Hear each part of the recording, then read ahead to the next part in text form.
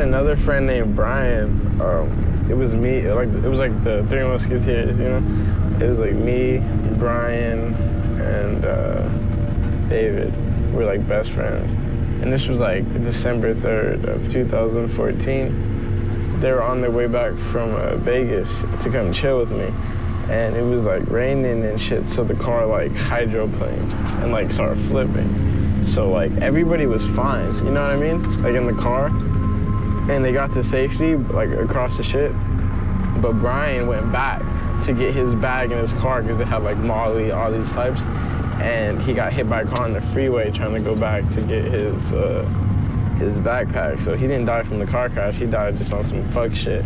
So like, yeah, it's just like, even though it's 2014, we still like feeling it, you know what I mean? Saying something you could do that? Yeah, I had already been taking them, but I think I started taking them more after all that shit happened, just kind of like to numb the shit. But like I said, we good now. We're not, you know what I mean? Like they're in a better spot than we are. We still have to die. You know what I mean? They are dead, they're good. Now we still have to die, that's how I look at it. And dying doesn't sound too fun. Sands don't make you, sands gon' take you, sands gon' fake, yeah, sands gon' trade. And yeah, hey, you can really taste the rainbow, what? I know, yo bitch just like a Crayola. What, hey, you could draw her on the table. Bumpy, a little bit more. It's really hard to do it in a bumpy car. I got this. I got this. I'm trying to be smooth. No, you good. All right, we good. Line, we good. This is my first headlining show, and it works out because it's in LA, and LA is one of my biggest cities. I think we sold that bitch out too, so I'm excited. I'm young, I'm 21. I'm from a small town, Redlands, California. It's amazing that I'm doing what I'm doing, like being from where I'm from, because we call it Deadlands, because it's where like, I call it Deadlands because that's where like dreams come to die. Growing up there was a lot better as a kid.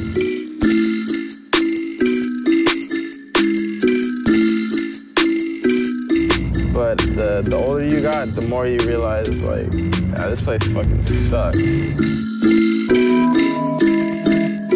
People thought that my mom is full Hispanic, but she looks white, just like me, and my dad is full Hispanic.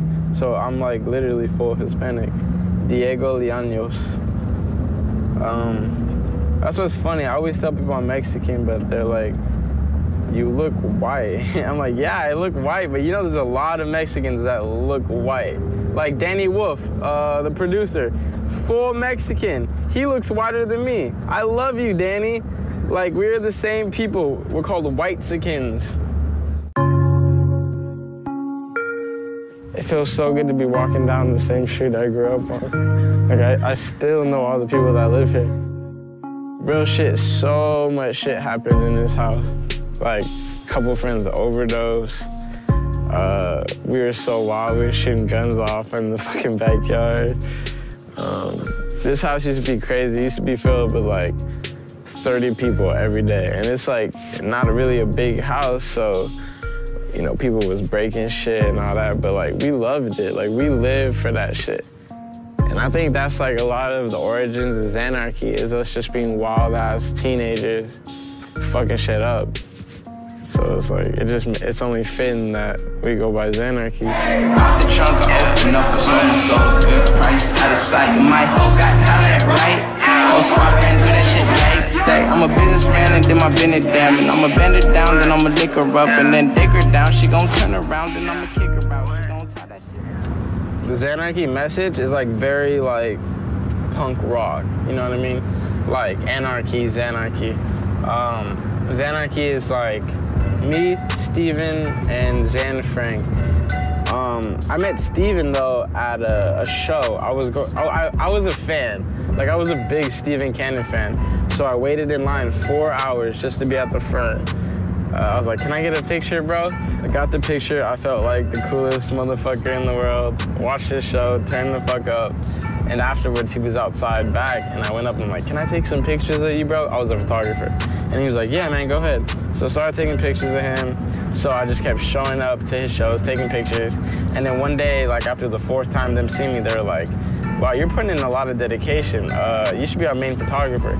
So I started being their main photographer. And then at one show, I put my camera down behind the DJ booth because I wanted to turn up with them for the last song. Someone stole my camera.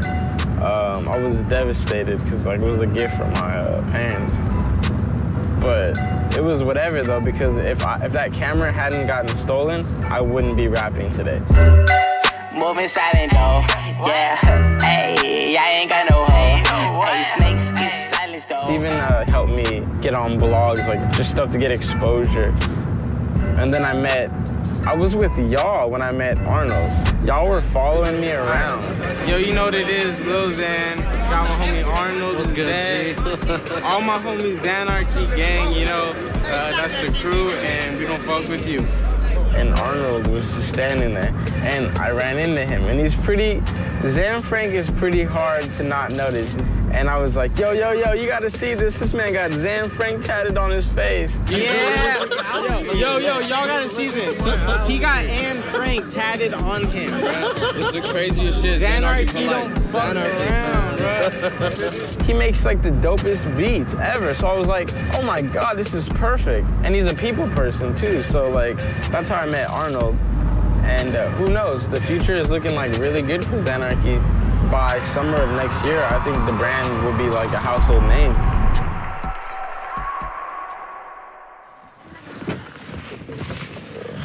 Hey, this is the plug right here. My brother. My brother for life. I love this guy to death. Let's go smoke some weed. And let's smoke some weed. This used to be like the trap compound. We were selling so much drugs out this bitch.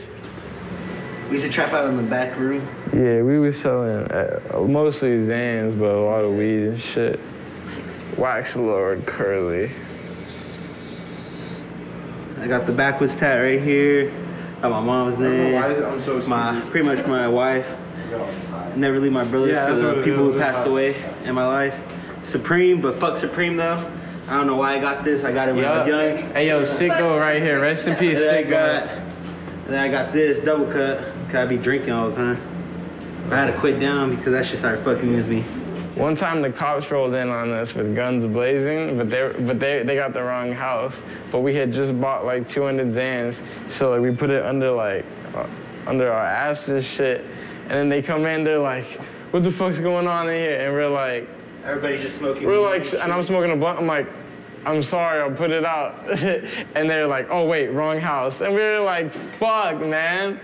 We so fucking lucky, right? I like lean, I like drugs, I like beams, I got plugs, what you need, no funds, what you bleed, oh you tough, I don't pop fucking Xans, I might pop a Norco. Yeah, Norcos, I got y'all. These are Norcos. This is my little supply. These things are a lifesaver and they're very bad for you. Very, very bad. They're painkillers and they get you addicted, and I'm trying to get off, but it's the hardest thing. I got low on my face, all these clothes, but no babe. I got hoe out of state. Hey, we had an epidemic though where there was like the Xans died and came back. Yeah, the Xans was killing people because they got the dosage wrong, so it was like so much fentanyl. Really died and came back. So you take it and you just start puking and you have to go to the hospital.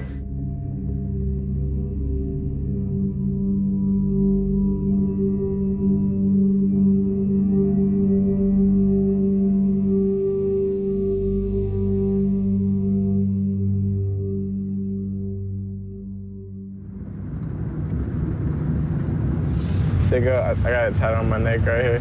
His name is Andrew, and he was also in our friends group, you know?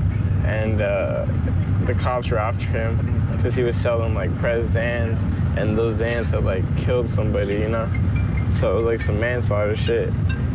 So he ran, you know, got away, went to Upland, and from there, he was waving a gun around in the air, and, you know, someone naturally called the cops. And then the cops came, and he tried to run from them, and then just shot himself in the head. Yeah. So, like, it just, like, sucks. But like I said, like, we're not, like, sad about it anymore. Though I feel like they're guardian angels now. And I really do, like, I'd say a lot of my success is because of them. I know it might sound corny or hippie or spiritual, but I really think, like, they are my guardian angels. But, like, yeah, every day we just moving forward, trying to make them, like, proud, you know? He's seen a lot of addiction, you know, and he doesn't want to live that life anymore. What led him to taking Xanax was his anxiety. His anxiety was so bad. And we had taken him to the doctor. The doctor had put him on Ativan, which helped.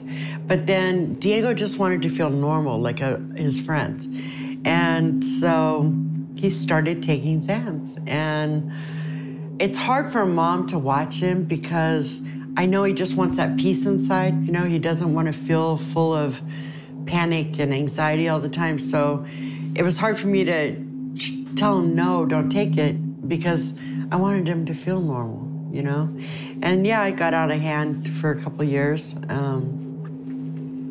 It really changes you after a while, you know, if you take it constantly.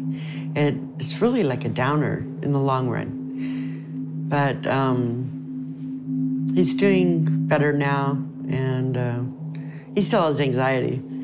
But all I hope for is someday for him to have peace, you know, to where he doesn't have to deal with that anymore. I just got her like a little crib, little apartment out in LA, because she was living in like a really not a good situation. So I got her a little crib out in LA. And it's weird because like she almost looks like she's healthier being in that crib. I don't even know if that makes sense, but it brings like true happiness to me to see her like comfortable. Because I'm a mama's boy. Like, I love my mom to death. I love my dad too, but I'm straight mama's boy. I have a severe osteoporosis, so my bones are all just wasting away. I used to be 5'4" a couple of years ago, now I'm 4'8". So my spine is crumbling, and they say I'm gonna be paralyzed, you know, eventually. And I'm already seeing signs of that. My legs go numb. And, but that's just the way it is, you know? And no matter what, I just hope I can be here long enough, you know? I wanna take this ride with him. I can truly not be happy until my parents are comfortable. So getting her that crib, like, I ain't gonna lie, like I cried. Like, it was like, this is the best thing I've like ever experienced in my life. I love my mom.